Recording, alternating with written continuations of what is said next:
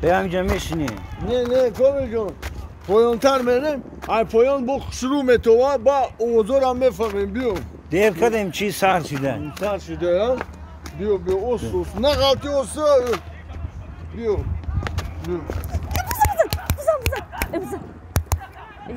нахок 1 метр мондагӣ гола зада натоние ман хестам кору бор ма партофтам омадам футбол тамоша сад камтарин мухлис шавене бизан чӣ хели футболистани ё ман нафаҳмидам ممکنه همینجا بشینیم бишинен ассалому алайкум ассалом бозӣ кай сар шидан нав сар шид навакай دیدی کاملجان نام سر شده هرچی عثمان کرده کاملجان با وقت ما همه گودکی فوتبال دوست میدارم ما همه خمه به فوتبال تصور کرده نمیتونم با ما چی؟ با ما کی بوده مگنه؟ اکو التماس کمتر پس گپ زنی یکیه بو اپا من مخلص فوتبال آخه گوش که اون امو رقم 8 دیدی؟ رقم 8 انمو حالی 17 مینوده گلم میزنه تا کجا میدونه که همون رقم 8 17 مینوده گل میزنه من این بازی را دیدگیم این پفتور را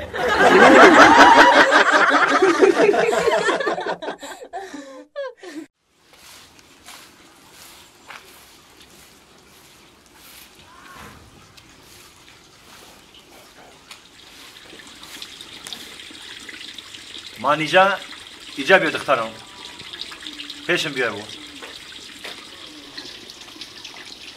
لابه تجان او توکای آخی ایتری میکنی میگردی تا چو کدام تا؟ بو چو کدام میگه آخی یا تا باشه ده تا باشه 6 تا 7 تا خوزگار ما در نومید کدر روی کردیم یگم تاش معقول نکردی آخی او تو مرا ایزون نکش من تو پدرت میشم آخی تو مرا بگو کی تو دا چخلید بچه معقوله ما بیام بتم تا آخی مادا چه خیلی بچه محقوله تجان؟ مادا تجان بچه محقوله که ورزشگر باشه ورزشگر؟ اگه برای چی ورزشگر؟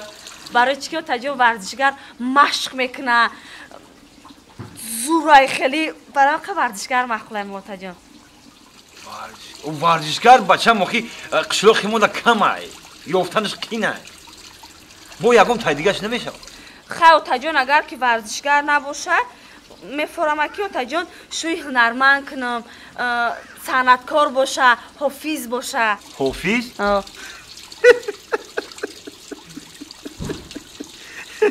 آدمی تلویزیونی باشه بگو تجان اگه برای چی حافظ؟ برای چی که حافظا اکورات نمیگردم تا زگ میگردم با هم خودتی میفرم شوی حافظ کنم های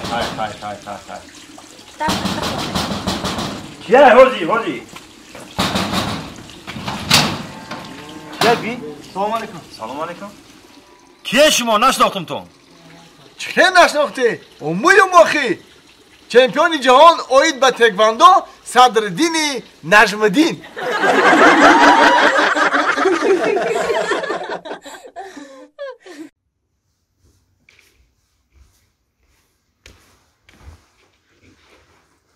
کار با فکرم روزی دراز همین کینو تماشا کنی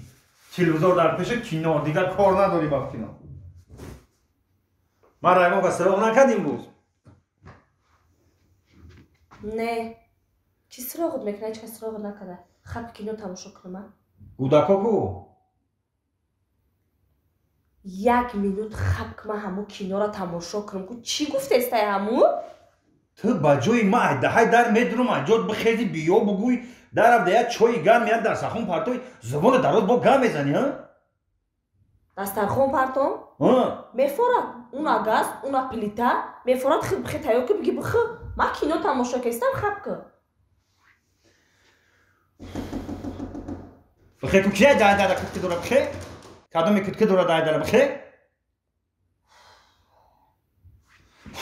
هیچ لحظی ایران من نیفتم هیچ لحظی ایران من نیفتم بازی کیه؟ یا مینو خوش آمدن با علیکم و سلام خوش آمد من سعدی اسماعیلوف дар муддати 2 сол хизмати модар ватанро бо тантана бо сари баланд бо вақти хуш адо намудам. خنده تمزه بچه جانی شیرین دمیگری ها دمیگری خوش آمدی ها بچه رفتن تا بسیار گیریه و ناله کردی اینا میشنی کو میجه زنان نگذاشت سو اوچان کو اوچان خونه بیو بچه خوش آمدی ما اوچه قایده میگم زنک hayda mulabıte بچه من اومده hayda مبته زنک بچه من اومد آمد خوش آمد بچه تم رنگ خدای سر تا بگه میگرده برای نکدی که ثابت کنین نام جا خود هسته بگیریم بخیرین بچه من خدمت اومد خدمت آی بچم تو کی خدمت رفتی؟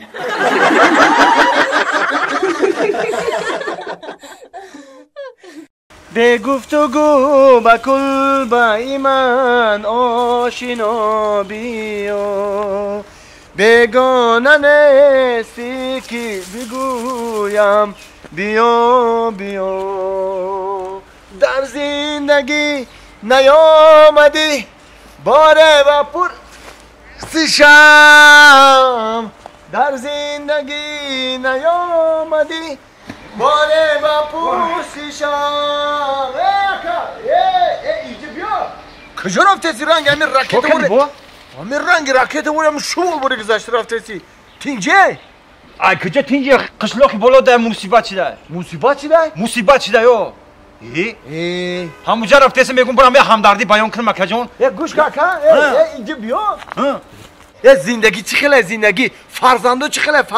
فرزندو ساز شکلی خدا اگه این زندگی را بگو خیلی هم خیلیش داخلش خونه در نه گوشت نه برنج نه سبزی نه روغن یگام چی نه یک تمام پروداکت تامش دیگه هیچی نیست علاوه خدا جانی نیست که علاوه کم در پیش که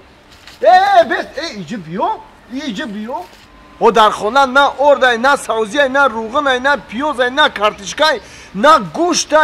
نه هزمه که علاو کنی ای همه مصیبت بزیو در خونی خودت بدهی او کجا میری قشلاقی بالاگی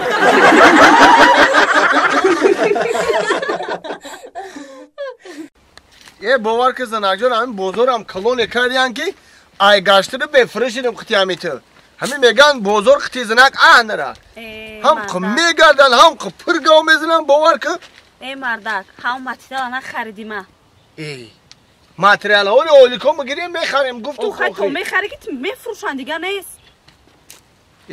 ایمون تو ماتریال تا تو همسویر نیوکو بیچاره یه هفته در بانیس خورافت همو گوشاش لیچنی رفت دری همسویگی ده خوب نشید که یا بریم همو رو خبر بگیریم این ماتریال گفته گشته راست میگی مردک کار بدن کار شیده بدوخی راست میگی سوز شیده باشه همو من کجا میدونم خبر نگریتم میگم که خیلی برام کویا اول پرسی کنیم شا خیلی ببین مردک بیا اینجا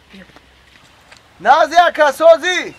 یه نازی جون سلامتیات خوبه تینجی یانگا نغزین فرزندو خونه تینجا بخشش اکا جون میگم یک هفته در بالیس خورافتی گوشات لیچه کردی نتونی خبر گرفته عذری زیاد گوشات چی خشید چی میشنوی سادی جون باور که راستی گپ همین گوشم اوسا بسیار غمم دادم اخیرانو دا بعد رفتم نشید بالیسا یک انا رفتم تکنولوژیا پیش رفته بده اینا هم با یک اسبابا که اینا در گوشم موندم اینا نگاه کده اینا قدیم ماشینا که بگذاره دیگه میشنم باور که زور کو بای اپرت چند سم خریدی مایلش خیلی گنی مایلش خیلی خونه بیا با